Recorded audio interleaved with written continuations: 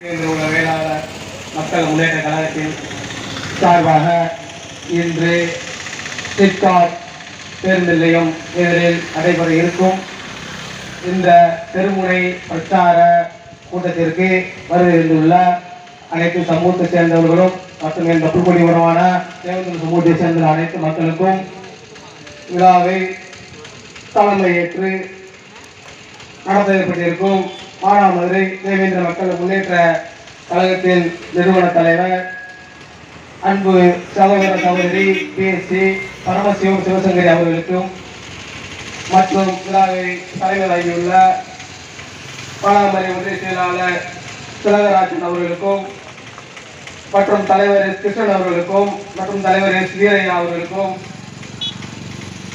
விழாவை சிறப்புரை வருகிற உள்ள மதிப்பிற்கு மரியாதைக்குரிய அன்பு சகோதரர் தமிழக அதிகாரம் நிறுவன தலைவர் அண்ணன் அழகசாமி பாண்டியர் அவர்களுக்கும்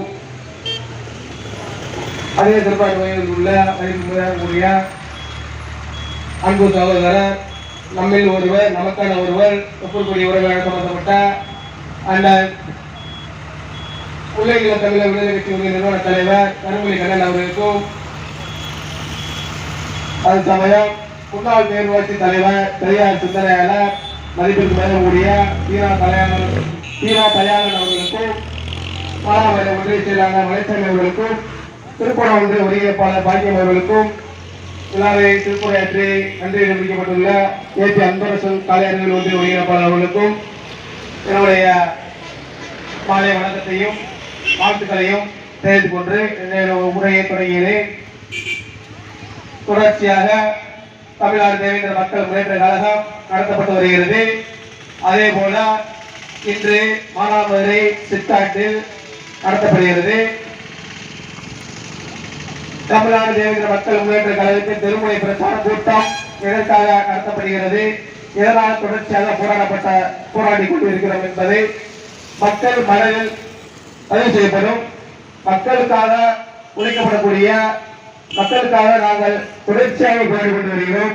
அது மக்களுக்காக தெரிய வேண்டும் என்பதற்காக வருகிறோம்.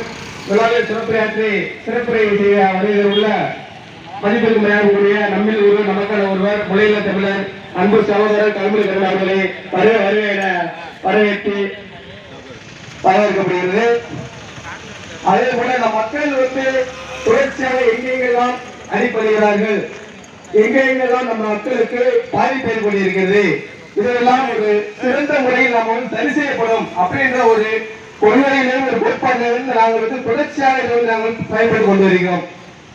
இதை மக்கள் கவனமாக கனிவான கவனத்தை எடுத்து சென்று கொண்டு வந்தால் நம் மக்கள் யாருக்கும் அடிப்படை போவதும் இல்லை, யாருக்கும் பணிந்து போவதும் இல்லை. நம்மில் ஒருவர் நமக்காக ஒரு பாடுபட்டு இருக்கிறார் என்று சொன்னால் அவர்களுக்காக நீங்கள் முழு ஆதரவை கொடுத்தால் மட்டும்தான் நம்ம எதை நம்ம வைக்கக்கூடிய ஒரு கொள்கையையும் ஒரு கோரிக்கையும் நம்ம வென்றெடுக்க முடியும். தனிப்பரமாக என்று செயல்பட்டால் எதையும் நம்ம செயல்படுத்த முடியாது. தொடர்ச்சியாக திராவிட முன்னேற்ற கழகம் ஆட்சியில் அமர்ந்த போது 4 ஆண்டு காலம் ஆட்சியில் வருகிறார்கள். தொடர்ச்சியாக அண்ணா முன்னேற்ற கழகம் மேல் ஆட்சியில் வந்தார்கள். அப்பையும் நாங்கள் எங்களுடைய கொள்கையும் எங்களுடைய கோரிக்கையிலும் எங்களுடைய கோட்பாடையும் நாங்கள் சொல்லித்தான் வந்திருக்கிறோம். எங்களுக்கு உண்டான பட்டியல் வெளியேற்றம் இதுவரைக்கும் எங்களுக்கு தலைவரே இல்லை. இந்தியாவுடைய பாரத நரேந்திர மோடி அவர்கள் எங்களுக்கு அரசாணை எழுதி கொடுத்தார்கள், தேவேந்திர அரசாணை பெற்றுக் கொடுத்தார்கள். அதே போல எஸ் என்ற அந்த தீய சொற்கள் பிற்படுத்தப்பட்டோர் தாழ்த்தப்பட்டோர் தலித் என்ற அந்த தீய சொற்களை எல்லாம் பிடிங்கி எடுத்து கொண்டு தேவேந்திர வேளாண் அரசாணை என்று கொடுத்த போது 6% இட ஒதுக்கீடோடு எங்களுக்கு தேவேந்திர வேளாணை பட்டியலில் நீக்கி கொடுத்த வேண்டும் அந்த தொடர்ச்சியாக பாடுபட்டு வருகிறோம்.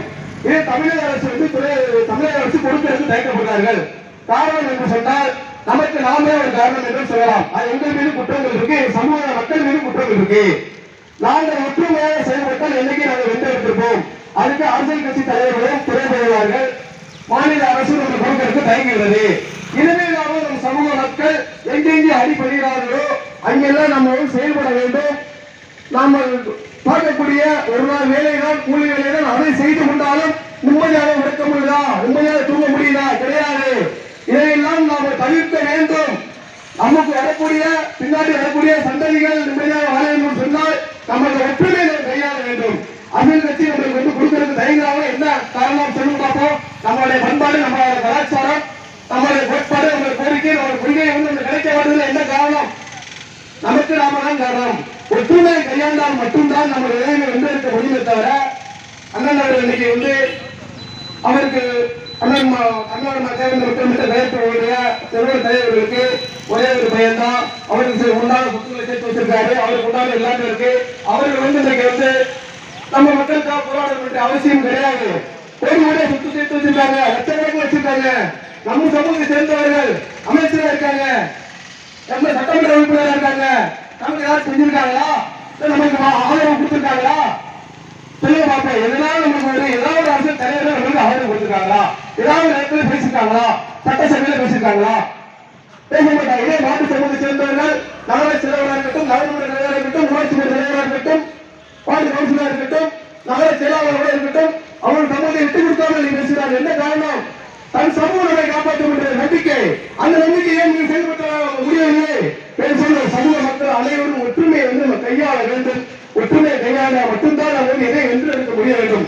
அன்னைக்கு அவர்கள் சொல்லும் போல அவர்கள் வேலைகளுடைய 100% 50% செலவை சமூக மக்கள் தான் வகிக்கிறார்கள். காரணம், நம்மளோட போயிடணும்.